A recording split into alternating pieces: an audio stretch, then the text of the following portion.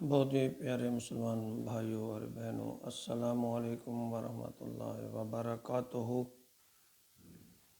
میں ہوں غلام مصطفیٰ اور آپ دیکھ رہے ہیں میرا یوٹیوب فیس بک چینل پیام اسلام،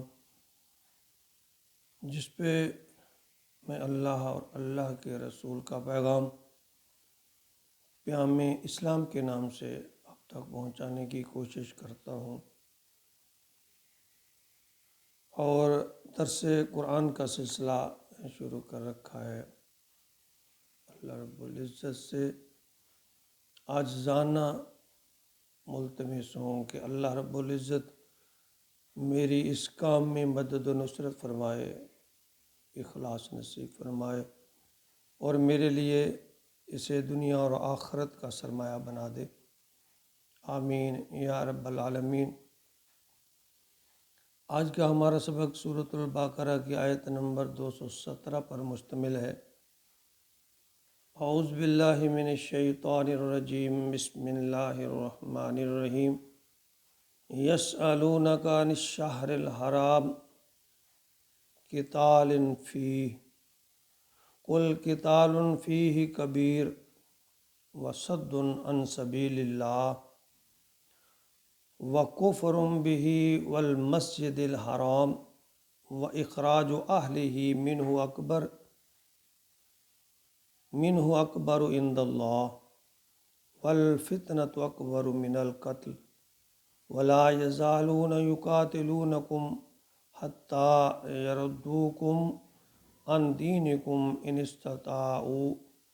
ومن یرتدد منکم عن دینہ فیمت وہو کافر فاولئک حبطت اعمالہم فی الدنیا والآخرہ واولئک اصحاب النار ہم فیہا خالدون۔ اس آیت مبارکہ کا شان نزول کچھ اس طرح سے ہے کہ ہجرت کے بعد رسول اللہ صلی اللہ علیہ وآلہ وسلم نے عبداللہ بن جحش رضی اللہ تعالی عنہ کے ساتھ چند صحابہ دے کر انہیں کمانڈر بنا کر یہ ہدایت فرمائی کہ مکہ اور طائف کے درمیان جا کر وادی نخلہ میں قیام کریں اور قریش کی نقل و حرکت پر نگاہ رکھیں۔ وادی نخلہ میں قیام کے دوران وہاں قریش جو ہیں، ان کا ایک مختصر سے قافلے کے ساتھ آپ کی جھگڑا سا ہو گیا، مٹ بھیڑ ہو گئی، تو مسلمانوں کے ہاتھوں ایک مشرک عمر بن عبداللہ الحضری مارا گیا۔ تو اس روز جب آخری تاریخ تھی، یہ رجب کا مہینہ تھا، جنہیں اشہر حرم کہا جاتا ہے۔ یہ 4 مہینے حرمت کے ہیں، ذوالقعدہ، ذوالحجہ، محرم اور رجب۔ ان مہینوں میں ان کو اللہ تعالیٰ نے اشہر حرم یعنی حرمت کے مہینے قرار دیا ہے۔ تو کفار نے یہ واویلا مچانا شروع کر دیا کہ مسلمان بنے پھرتے ہیں، اللہ والے بنے پھرتے ہیں، نبی کے دعوے دار ہیں، دیندار ہیں، تو انہوں نے حرمت والے مہینے کو بھی نہیں بخشا، تو اس میں بھی جنگ کر دی۔ تو اس طرح انہوں نے یعنی ایک الزام سے لگایا، تو اس بارے میں اللہ تعالیٰ نے یہ فرمایا، تو چند صحابہ نے بھی یہ سوال اٹھایا، تو فرمایا یسألونک عن الشہر الحرام قتال فیہ، اے نبی صلی اللہ علیہ وسلم، یہ آپ سے پوچھتے ہیں کہ حرمت والے مہینے میں جنگ کے بارے میں آپ سے سوال کرتے ہیں۔ قل قتال فیہ کبیر، کہہ دیجئے اس میں جنگ کرنا گناہ کبیرہ ہے، بڑے گناہ کی بات ہے۔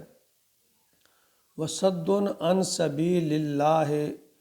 وکفر بہ والمسجد الحرام، لیکن اللہ کے راستے سے روکنا، اس کا کفر کرنا، مسجد حرام سے روکنا، یہ 3 باتیں اللہ تعالیٰ نے فرمائی ہیں۔ کفار جو تھے وہ مسلمانوں کو کعبہ آنے کے لیے بھی روکتے تھے، اور کفر کا بھی زور تھا، مسجد حرام یعنی آنے اس کے لیے روکتے تھے۔ اللہ نے فرمایا یہ 3 کام یہ کر رہے ہیں، وَإِخْرَاجُ أَهْلِهِ مِنْهُ أَكْبَرُ عِنْدَ اللَّهِ،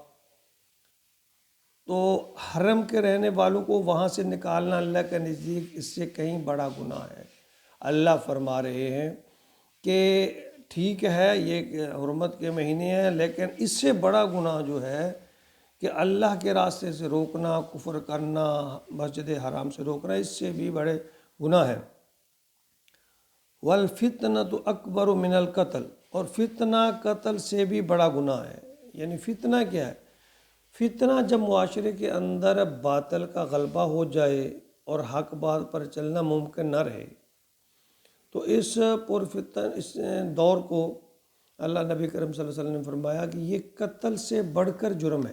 اسے قتل سے بڑھ کر جرم قرار دیا ہے۔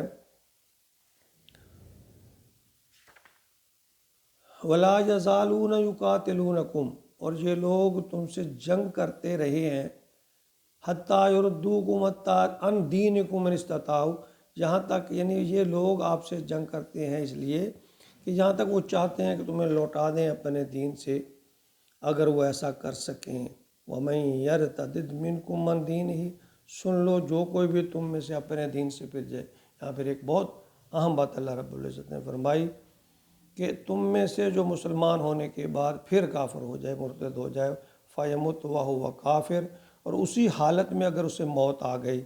فَأُولَٰئِكَ حَبِطَتْ أَعْمَالُهُمْ، تو اس کے جو تمام اعمال ہیں وہ حبطت، تباہ و برباد ہو جائیں گے، فی الدنیا والآخرہ، دنیا اور آخرت میں، یعنی اس کے اعمال جو نیکیاں اس نے کی ہیں وہ سب اکارت جائیں گی۔ وَأُولَٰئِكَ أَصْحَابُ النَّارِ هُمْ فِيهَا خَالِدُونَ، اور وہ لوگ ہمیشہ کے لیے جہنمی ہو جائیں گے اگر وہ کافر مسلمان ہونے کے بعد دوبارہ وہ مرتد ہو گئے، کافر ہو گئے، تو دوبارہ اللہ تعالیٰ فرماتے ہیں کہ ان کے جو نیکیاں کی ہوئی نیکیاں وہ بھی برباد ہو جائیں گی، اور دنیا اور آخرت میں ان کے لیے رسوائی ہوگی۔ یعنی ایک تو یہاں فتنے کا اللہ تعالیٰ نے فرمایا ہے کہ فتنہ بہت بری چیز ہے، جو کہ آج بھی ہمارے اس فی زمانہ میں بہت زیادہ بڑھ گیا ہے۔ اور دوسرا یہ فرمایا کہ جو لوگ مسلمان ہونے کے بعد پھر مرتد ہو جائیں، وہ کفر کی راہ اختیار کر لیں، ان کے لیے وعید ہے کہ خبردار جو تمہاری کی ہوئی نیکی ہیں اللہ تعالیٰ وہ سب اکارت اور ضائع ہو جائیں گی، اور تم ہمیشہ کے لیے جہنمی ہو جاؤ گے۔ اللہ تعالیٰ ہمارا خاتمہ ایمان پہ فرمائے، آمین۔